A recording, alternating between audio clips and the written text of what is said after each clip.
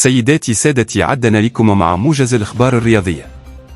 تمكن الأصفقسي من حسم صفقتين، وهما الجناح الأيسر الكاميروني يونانا والجناح الأيمن الأوغندي جمال موتيبا.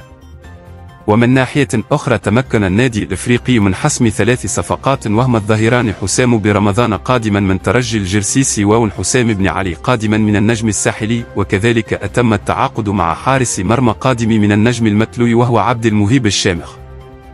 وتمكن الاتحاد المستيري من التعاقد مع عدة لاعبين، وهم شريف بوديان قادما من المتلوي، وأيوب شعبان من اتحاد بن قرداني، وذياء المعتوقي من مستقبل قابس، إبراهيم السويسي من النجم الساحلي، عزيز عبيدي من الأولمبي لبيجي، نسيم والدويه الشلي، سيفي صابر من الترجي لجيرس، وفيكتوري موسما ومستقبل سليمان.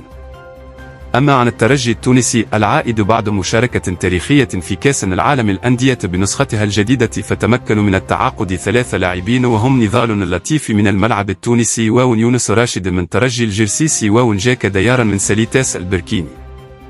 وأخيرا النجم الساحلي الذي تمكنوا من التعاقد مع محمد الضاوي كريستو في شكل إعارة من الأهلي المصري، الناجح الفرجاني قادما من الأولمبي الباجي.